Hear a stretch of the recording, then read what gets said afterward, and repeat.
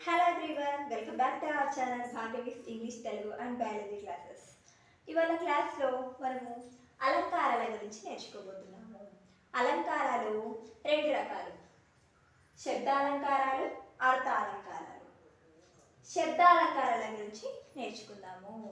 శబ్దాలంకారాలు వృత్యానుప్రాసాలంకారము, చేకానుప్రాసాలంకారము, లాటానుప్రాసాలంకారము, అంత్యానుప్రాసాలంకారము, యమకాలంకారము మరియు ముక్త పదప్రస్థాలంకారము.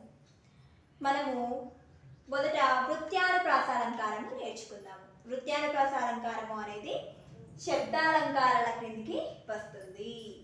ఓకే, వృత్యానుప్రాస అలంకారం. వృత్యానుప్రాస అలంకారము అంటే ఒకే హల్లు మళ్ళీ మళ్ళీ వచ్చినట్టయితే దాన్ని వృత్యానుప్రాస అలంకారము అని అంటారు. ఒకటే రకమైనటువంటి హల్లు అక్షరము మరల పునరావృతమై అదే అక్షరం వచ్చినట్టయితే దానిని వృత్యానుప్రాస అలంకారము అని అంటాము. ఒకే హల్లు మళ్ళీ మళ్ళీ పునరావృతమైతే దాన్ని వృత్యానుప్రాస అలంకారము అని అంటాము. ఎగ్జాంపుల్స్: గడ గడ వణుకుచు,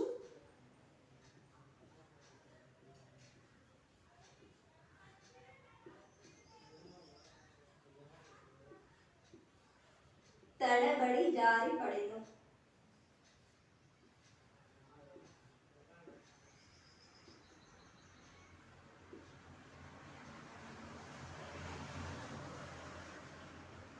కాకి కోకిల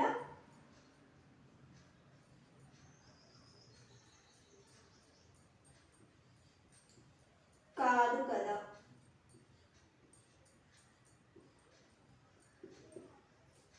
రత్తమ్మ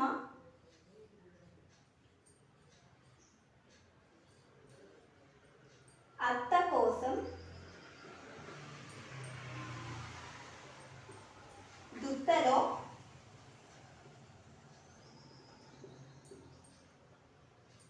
పాలు తెచ్చింది.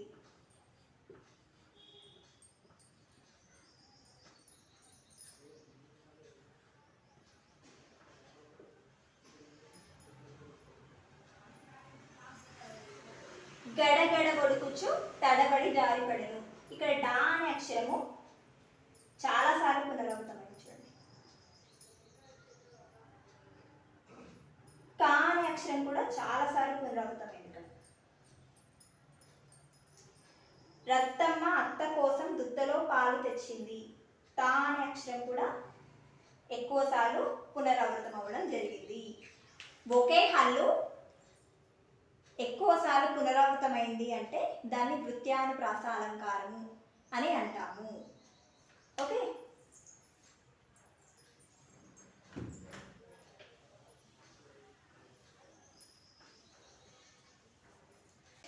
చేకానుప్రాస అలంకారము. చేకానుప్రాస అలంకారము అంటే హల్లుల జంట అర్థభేదంతో వెంటనే ఉపయోగించబడితే దానిని చేకానుప్రాస అలంకారము అని అంటాము. హల్లుల జంట అర్థభేదంతో వెంటనే ఉపయోగించబడితే దానిని చేకానుప్రాస అలంకారము అని అంటారు. ఎగ్జాంపుల్స్: నీకు 100 వందనాలు.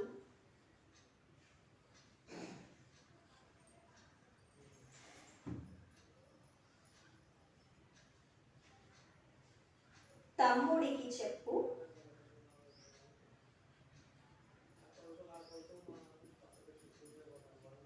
చెప్పు తెగకుండా నడవమని.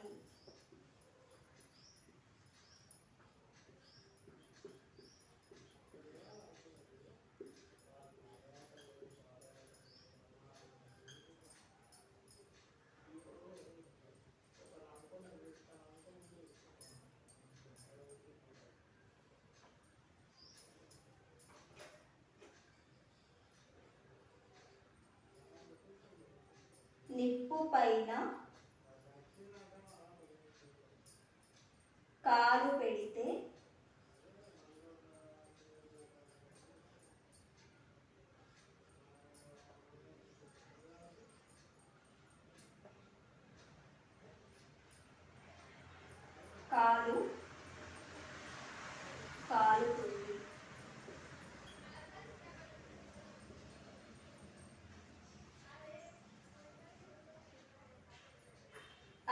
తొక్క,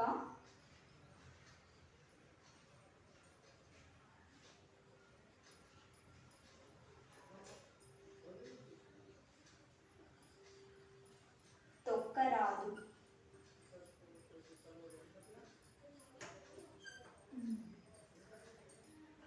హల్లుల జంట అర్థభేదంతో ఉపయోగించబడినట్లయితే దాన్ని చేకానుప్రాస అలంకారము అంటారు.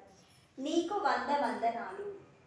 100 అనేది ఒక వర్డ్, వందనాలు. తమ్ముడికి చెప్పు, తమ్ముడికి చెప్పు, తమ్ముడికి చెప్పు, చెప్పు తెగకుండా నడవమని. నిప్పు పైన కాలు పెడితే కాలు కాలుతుంది.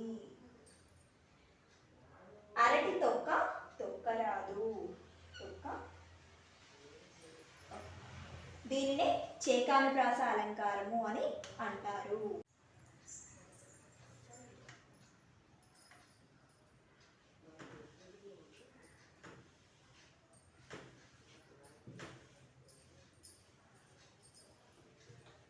Okay, next లాటానుప్రాస అలంకారము. లాటానుప్రాస అలంకారము అంటే రెండు సమాన పదాలు అర్థభేదం లేకుండా తాత్పర్య భేదంతో వెంటనే ఉపయోగించబడినట్టయితే దానిని లాటానుప్రాస అలంకారము అంటారు. రెండు సమాన పదాలు అర్థభేదం లేకుండా తాత్పర్య భేదంతో వెంటనే ఉపయోగించబడినట్టయితే దానిని లాటానుప్రాస అలంకారము అని అంటాము. ఎగ్జాంపుల్స్: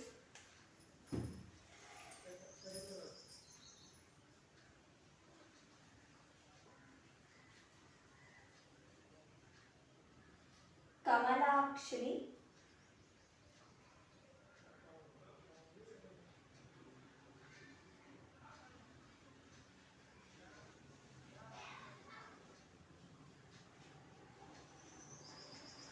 కరములు కరములు.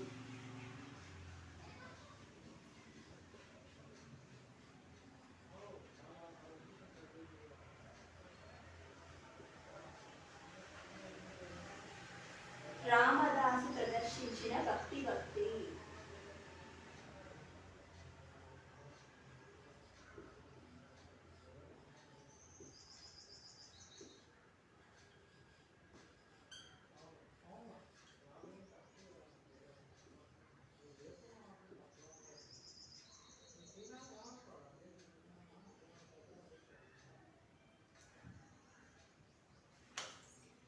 కమలాక్షిని అర్చించు కరములు కరములు. ఇక్కడ కరములు కరములు. అర్థభేదం కాదండి, తాత్పర్య భేదంతో ఉన్నట్టయితే దానిని ఏమంటాము? లాటానుప్రాస అలంకారము అంటారు. భక్తి భక్తి. తాత్పర్య భేదాన్ని కలిగి ఉంటాయి. రెండు సమాన పదాలు అర్థభేదం కాకుండా తాత్పర్య భేదంతో వెంటనే ఉపయోగించబడితే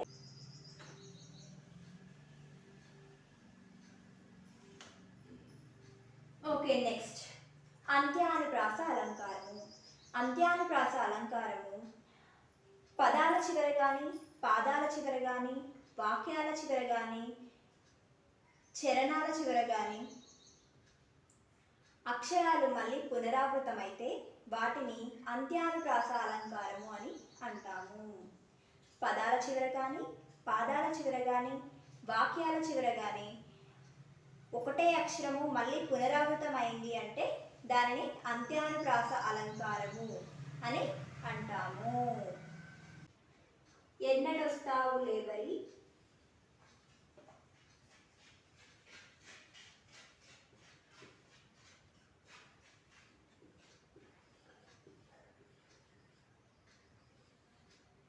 పాలమూరు జాలరి.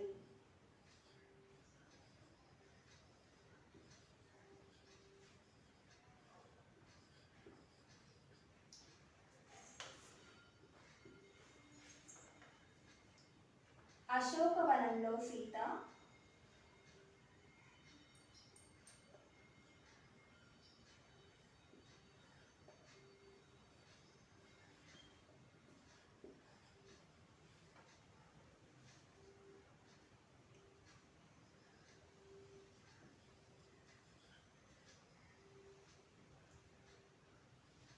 విలపించెను శోకం చేత.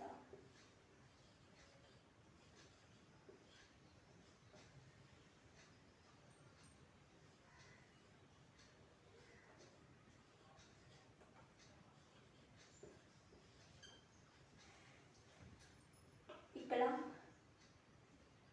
రీ రీ అనే అక్షరం పునరావృతమైంది.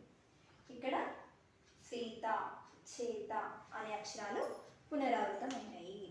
అంటే వాక్యాల చివర కానీ, పదాల చివర కానీ, పాదాల చివర కానీ ఒకటే అక్షరం అనేది పునరావృతమైంది అంటే దానిని అంత్యానుప్రాస అలంకారము అని అంటాము.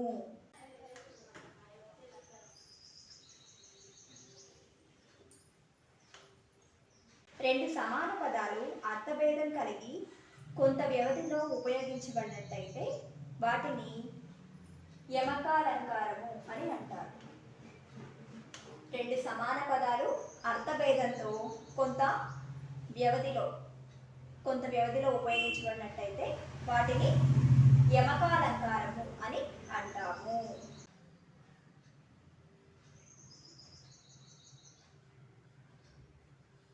లేమ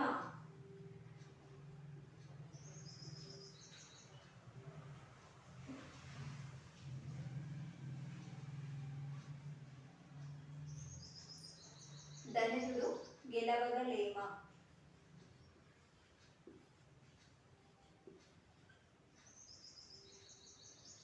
పారజూచిన పరసేన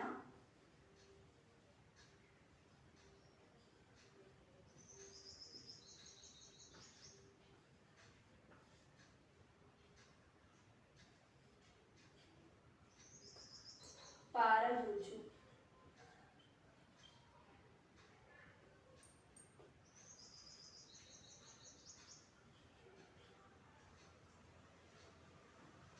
మనసు భద్రమయ్యే మనసు భద్రం.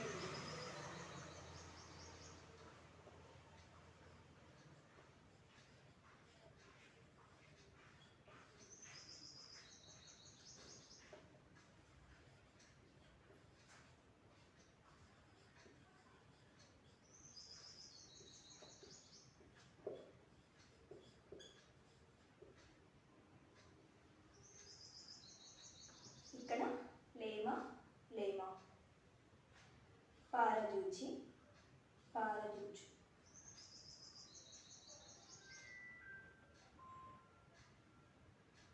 మనసు భద్రమయ్యే మనసు భద్రమి.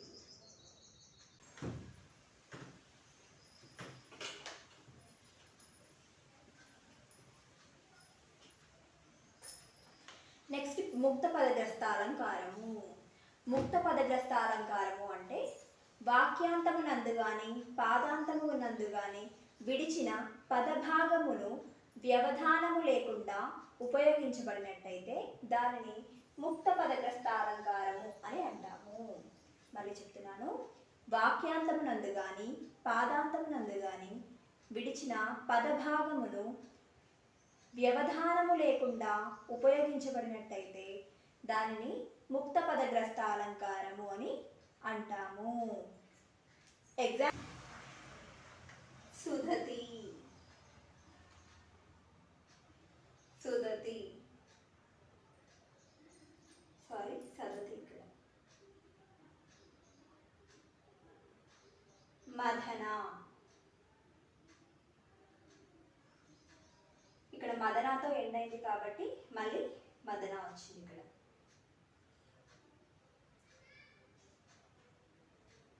సధన, మళ్ళీ ఇక్కడ సధన. రధన రధన, ఇక్కడ సుధతితో మొదలైంది, మదనతో ఎండ్ అయింది. మళ్ళీ మదన అనేటటువంటి ఆ వాక్యము మళ్ళీ మొదట వచ్చింది మదన, తర్వాత ఎండింగ్ సదన వచ్చింది. సదన, రదన రదన. ఇలా ఉపయోగించబడినట్టయితే ఈ అలంకారమును ముక్త పదగ్రస్త అలంకారము అని అంటాము.